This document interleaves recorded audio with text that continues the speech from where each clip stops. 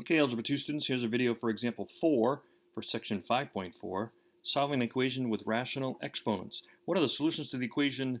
Well, there's a quadratic equation to the 5/2 power, and that equals 1. All right, we got to get rid of the 5/2 power, so we're going to do the reciprocal. We're going to raise it to the reciprocal. They have the whole solution here, but try to follow along with me. Try not to look ahead, might get confused. You can always click pause and rewind if you want to try to slow me down. Here we have the quadratic to the 5/2 power. Now to undo that, we're going to raise it to the 2/5 power, because that's going to cancel out. 5/2 power to the 2/5 power is going to cancel out, and you're going to have just 1.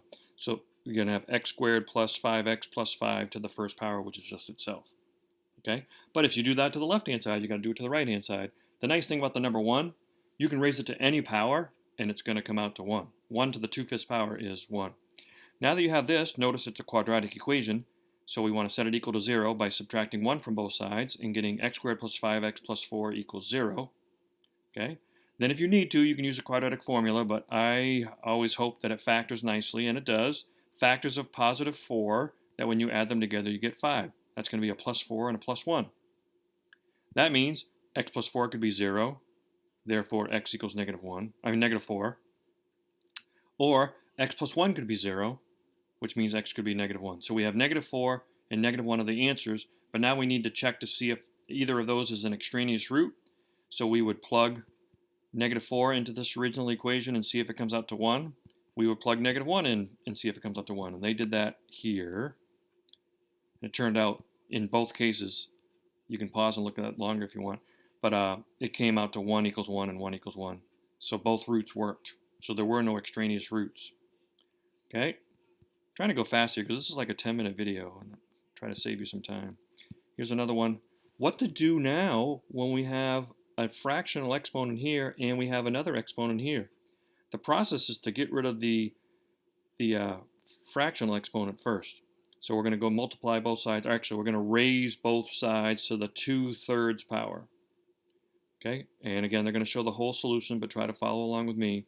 If they raise this to the 2/3 power, these two things are going to cancel out, and you're going to have just x plus 18. Now over here, though, you have 3 for the exponent to the 2/3 power. 3 times 2/3 is 6/3. 6 divided by 3 is 2. So that's not bad. It comes out to an integer. We're going to have a problem in a minute where it doesn't come out to an integer, and we're going to have an issue with that. But we have 2, because 3 times 2/3 is 2. So we have x plus 18 equals x minus 2 to the second power. Now we need to expand that out. X minus 2 times x minus 2 is x squared minus 4x plus 4. So here we have a quadratic again, but we want to set it equal to 0, so we're going to subtract x from both sides. We're going to subtract 18 from both sides. And when you do that, you're going to get x squared minus 5x minus 14 equals 0. Again, look to see if it factors first. Factors of negative 14, that when you add them together you get negative 5. That would be a positive 2 and a negative 7. So x plus 2 equals 0. Or x minus 7 could equal 0. That means x could be negative 2 or x could be positive 7. Those are the two answers we get from solving this whole mess. But maybe not. You got to substitute them in and see if they come out to be true statements. They already did that, so let's just look at their work. Actually, we're going to skip over their work. You can click pause if you want. But on the left-hand side, they got 64. On the right-hand side, they got negative 64. So these do not equal each other. So negative 2 is an extraneous root. When you plug in 7, it turned out to be 125 equals 125. So that does work. So 7 is the only answer to this problem. Negative 2 was an extraneous root. All right, then they give us 2 for us to try. The top one isn't so bad. The bottom one has some issues. I'm going to show you both answers, then I'm going to show you the homework, and then I'll solve this bottom one first so you can kind of decide what you want to watch for the rest of the video. So go ahead and click pause and give them a shot. The bottom one's got a trick to it. And I will show you the answers first. Here's the answer to the first one. Okay. And the bottom one has that. And I'll show you how to do this one. You can skip ahead to that if you want. The possible homework assignments are these puppies. Check with your teacher to see what they assigned. This is from pages 270 and 271. And now let me go over those. Let me go over how to solve those two problems. I said I would do the bottom one first, but I'm not. I'm going to do this one. You can skip through it if you already got that one correct.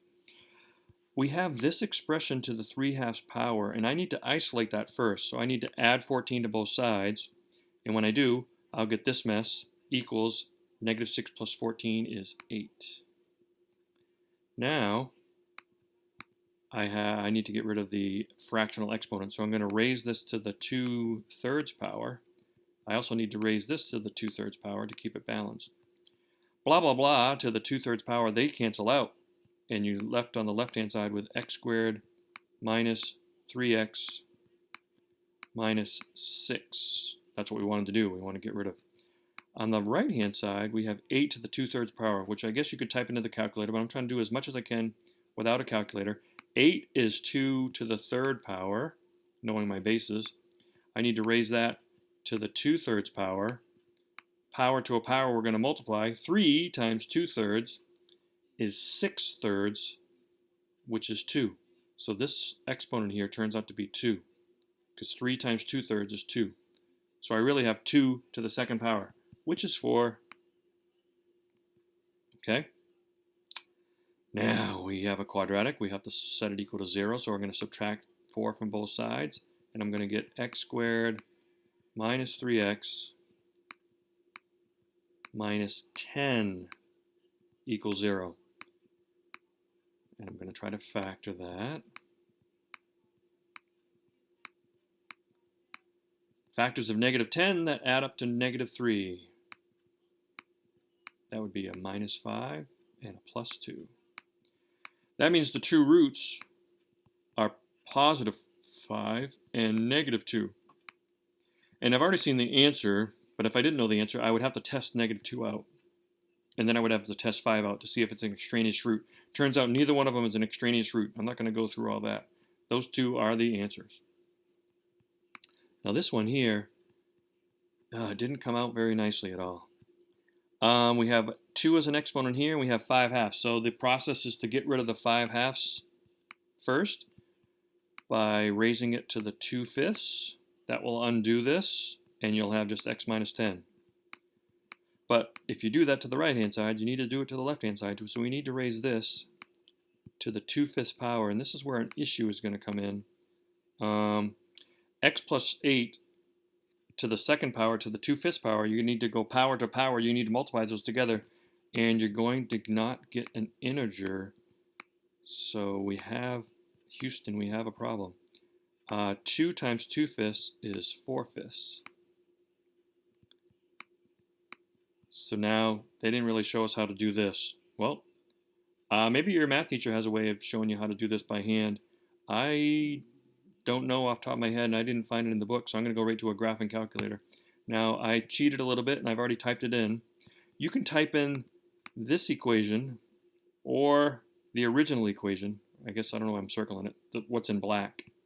And what did I do? I typed in the original.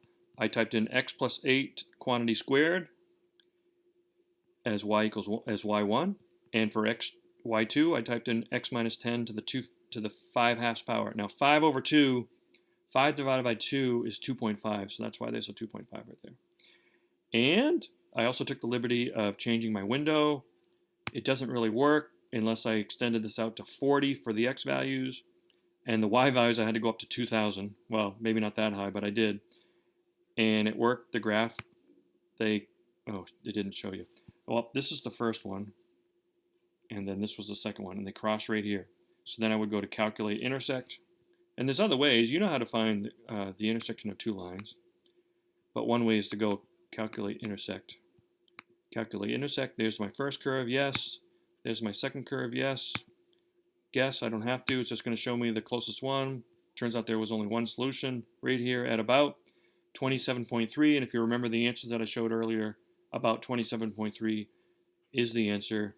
Here's a refresher on what the assignment was. That's it for this video. Thank you for surviving. Have a great day.